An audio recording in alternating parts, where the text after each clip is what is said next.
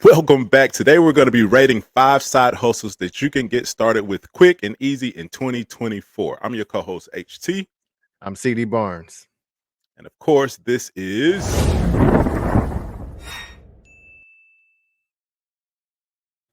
the League of Hustlers, where we prepare you to prosper. All right, we're going to be rating and reviewing a video by Dina Liu. All right, she created a video called 15 side hustle ideas to try for 2024, but we're going to focus on 5 of them.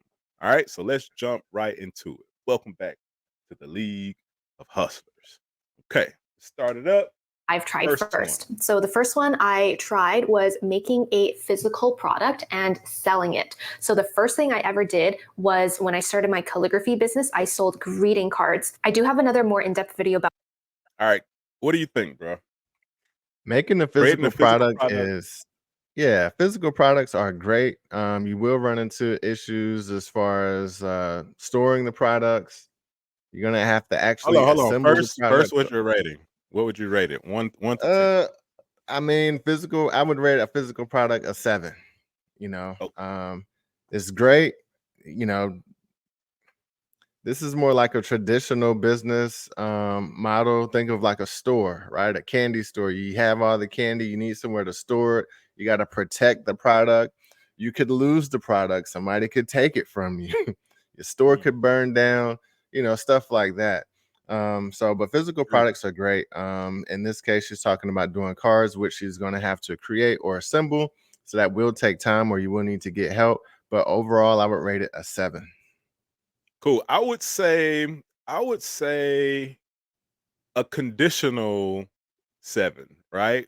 But more like a 5 or a 6, right? And I say that because like what you were talking about, actually having to create it, right? And having inventory, et cetera, et cetera. Some things are like super easy to create that you can create in bulk, but if you're like customizing some things, that's when you start trading time for money, right? So I would rate it like a conditional 7, but typically like a 5 or a 6.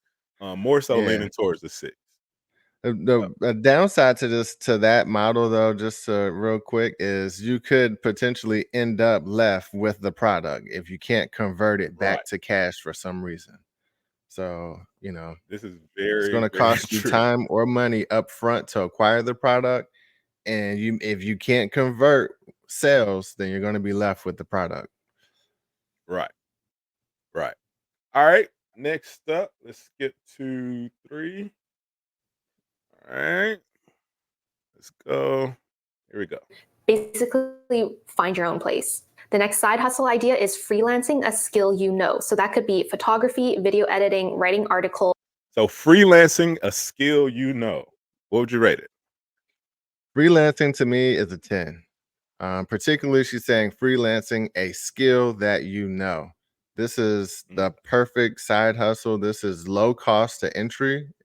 Ideally, if it's a skill, if you already have all the equipment, something that's a hobby of yours, photography, web design, or whatever it is that you do that you have the skill, low cost to entry. All you have to do is find the clients and then perfect your delivery and systemize your delivery so that you can actually grow it.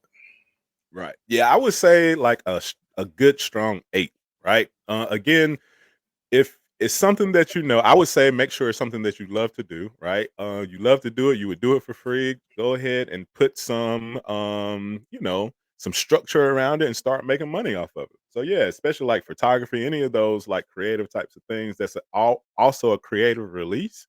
That's definitely a go. So I would rate it an 8. Pretty simple. Any skill that you know that you're good at that people would pay you for, get to it. All right. Moving on. The next one is 5. All right.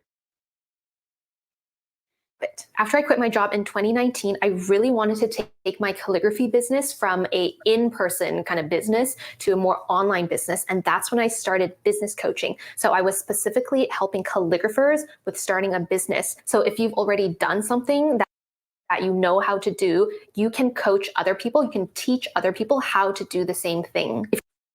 So business coaching. Business coaching. What would you rate it, bro?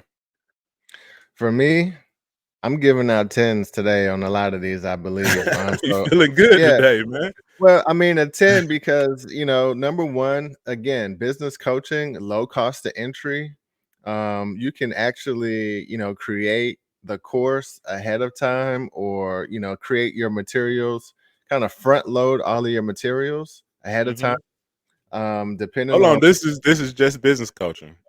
This is just business business right. coach, 'cause the next one Same thing. is So yeah, business coaching though, you can still front load, the your itinerary for how you coach businesses, like the model that you apply to your customers. right, Um, and then this could be high ticket. People true, pay 10 grand, 20 grand for a solid business coach.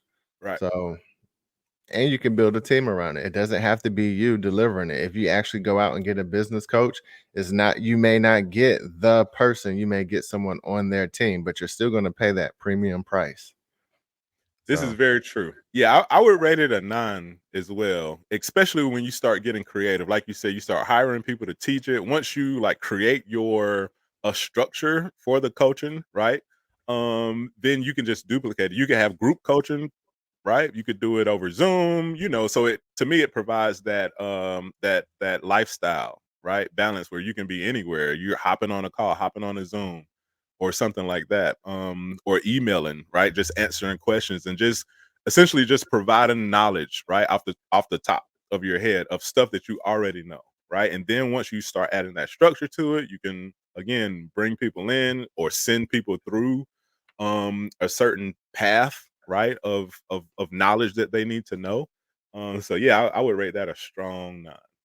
All right, let's see what's next. So 6 is next. Boom.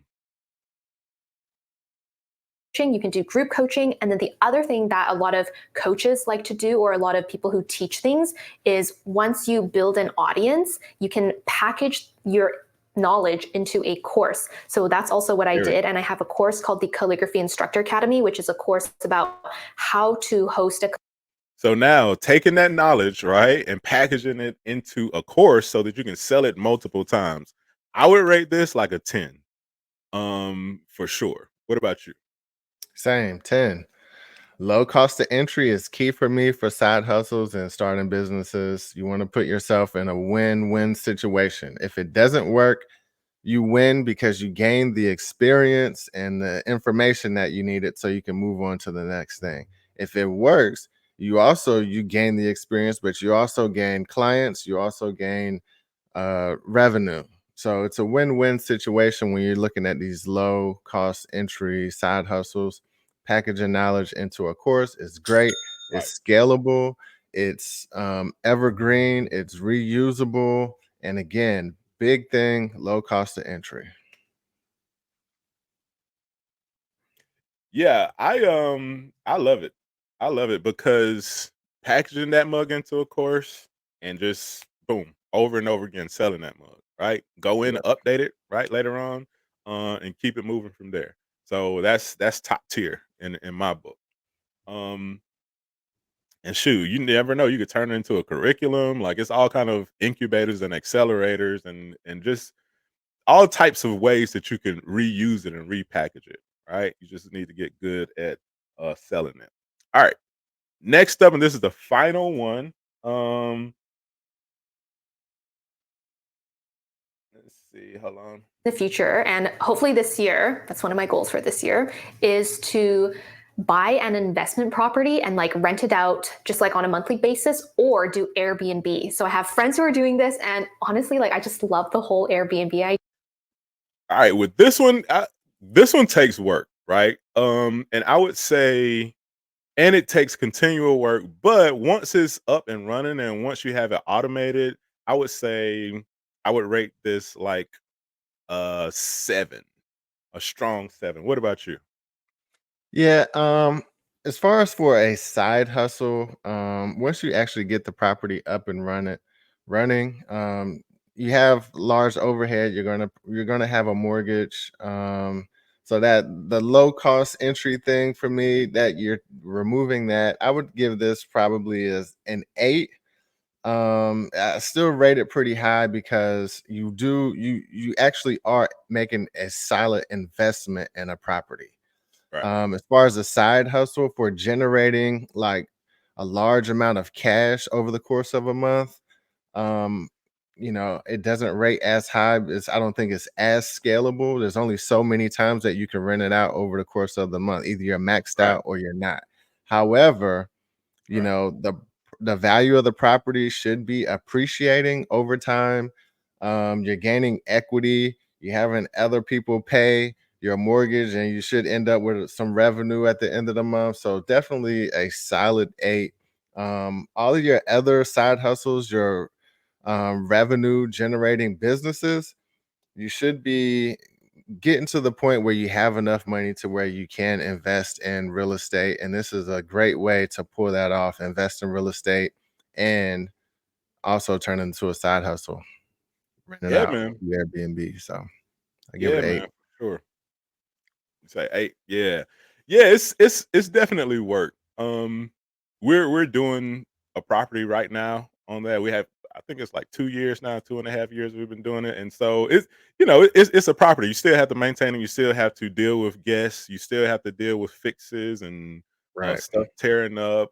In our instance, we are now dealing with like a HOA. So, all the stuff that comes with that, special assessments where they charge fees to, do maintenance on the whole property and stuff like that. So you have to take those types of things in consideration. And so it's still work, but it's cool, right? It's that lifestyle provides equity that you're building, wealth and stuff like that. And then also something that you can enjoy too. So that's pretty Yep. dope. But that's it for this episode. When you're choosing your side hustle, right? It's important that you properly analyze different opportunities. And one thing that we've created is the Dream Stream strategy, and that's one of the modules in the Dream Stream strategy, right? This is a course, right? We talked about creating a course. So check it out if you're interested, go to leagueofhustlers.com. If that's not something that you're ready to pick up yet, then check out our Hustler Startup Pack, right? In the Startup Pack, we have the one-page business plan, the SMART Goals template, as well as the SWOT analysis template. These are free templates that you can download, including the one-page business plan that's going to help you walk through your business model, talking about all the important aspects of it, right? The other one is the SMART Goals template, right? To help you set goals properly and attain those goals in a timely manner. And lastly, it's a SWOT analysis to help you make decisions quickly and effectively. All right. So hit us up if you have any questions at leagueofhustlers.com. And until next time, let's get it, let's go, and follow for more. Cheers.